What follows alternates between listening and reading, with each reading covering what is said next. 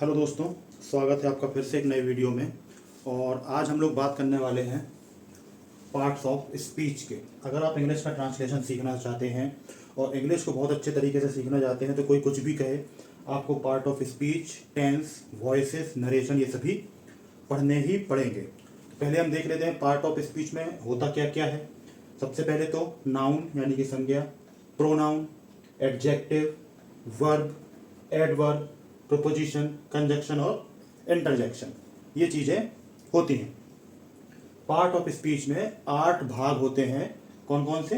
Noun, pronoun, adjective, verb, adverb, proposition, conjunction और interjection. जब हम इनके बारे में समझ लेते हैं उसके बाद ही हम ट्रांसलेशन करना या इंग्लिश ग्रामर की शुरुआत कह सकते हैं, यहीं से होती है। इंग्लिश ग्रामर की शुरुआत यहीं से होती है। तो आगे आने वाले वीडियोस में, हालांकि ये वीडियो मैं पहले बना चुका हूँ, पर आगे आने वाले वीडियोस में हम लोग इन सभी टॉपिक्स को डिटेल में पढ़ेंगे। जैसे संज्ञा क्या होती है, परिभाषा क्या होती है, उसको कैसे पहचान सकते हैं, ठीक है। इसके बाद संज्ञा के बाद आपका प्रोनाउन आ जाएगा, ठीक है। प्रोनाउन के बाद आपका एडजेक्टिव आ जाएगा।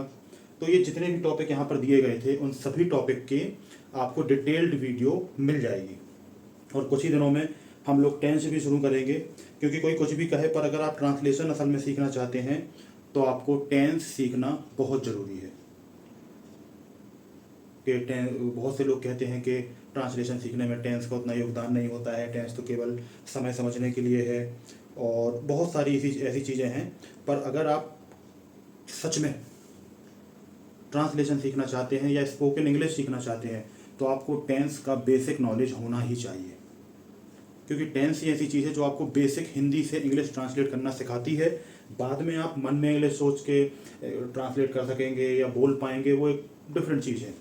पर शुरुआत में आपको एक बेसिक तरीका चाहिए ही। अगर आपने कभी पहले इंग्लिश नहीं बोली है, अगर आप इंग्लिश के बारे में नहीं जानते हैं, तो ये बहुत इम्पॉर्टेंट है कि आप पहले ये समझें कि हम कैसे सीखेंगे उस चीज़ को। तो ये तो हो जाता है आपके लिए। कुछ सेंटेंसेस हम लोग यहाँ सीख लेते हैं डेली बेसिस पे, ये भी मैं कराता चलूँगा साथ में आपको। जैसे यह सच है, यह सच है, तो इसकी इंग्लिश होगी इट इज ट्रू। यह सच है, इट इज ट्रू। यह सही है, यह सही है, तो इसकी इंग्लिश होगी this is right. This is right, यह सही है, दिस इज राइट। और वही होता है यह गलत है तो हो जाती this is wrong. This is wrong. फिर कई बार हम लोग कहते हैं समझ गए, बोलते हैं ना, समझ गए। तो समझ गए की इंग्लिश क्या होगी? Got it. क्लासेस में जनरली बोला जाता है, या इसको कह सकते हैं अंडरस्टूड, ठीक है, समझ गए। फिर आता है कौन है, आता है कौन है। तो कौन है की इंग्लिश क्या होगी? Who is it. Who is it, who is it, कौन है। फिर कौन है वो, कौन है वो, who is that. Who is that, who is that, कौन है वो, हु इज दैट, ठीक है।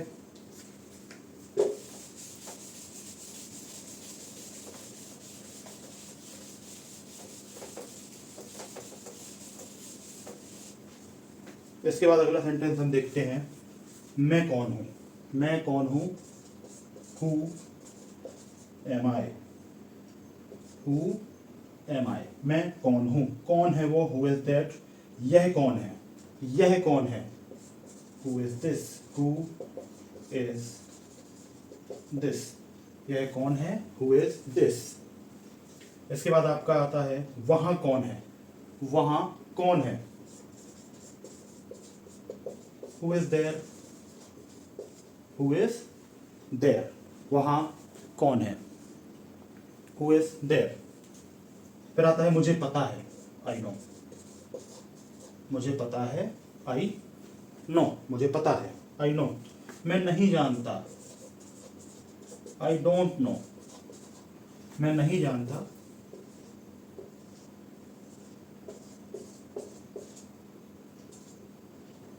I don't know. ये मार्कर थोड़ा सा प्रॉब्लम कर रहा है। मैं नहीं जानता, क्या तुम जानते हो, डू यू नो, क्या तुम जानते हो, डू यू नो। इसके बाद आ जाएगा मुझे सब पता है,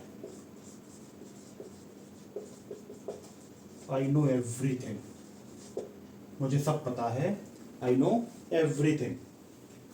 वो क्या है, वो क्या है, व्हाट इज दैट, वो क्या है, व्हाट इज दैट। इसके बाद आ जाएगा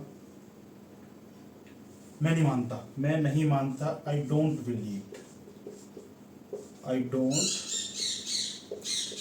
बिलीव, मैं नहीं मानता, आई डोंट बिलीव।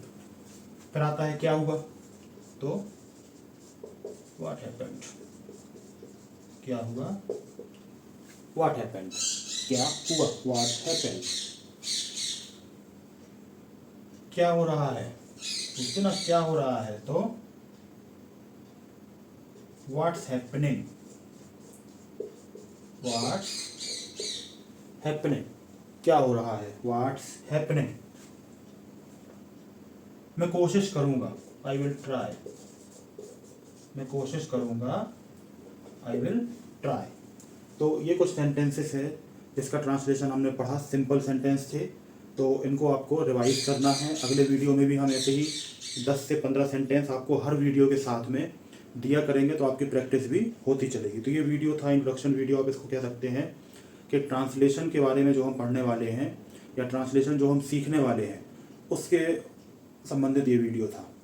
और धीरे धीरे अगर आप रोज़ प्रैक्टिस करेंगे, कम से कम जो मैंने पहले बताया था 5 से 10 मीनिंग याद करेंगे और घर में बोलने की कोशिश करेंगे। You need to try at home, first teacher is yourself, so you need to try with you, then after that you will learn little bit, because it's, for the spoken English or for the spoken you need to be very confident, otherwise you cannot talk in English or anything.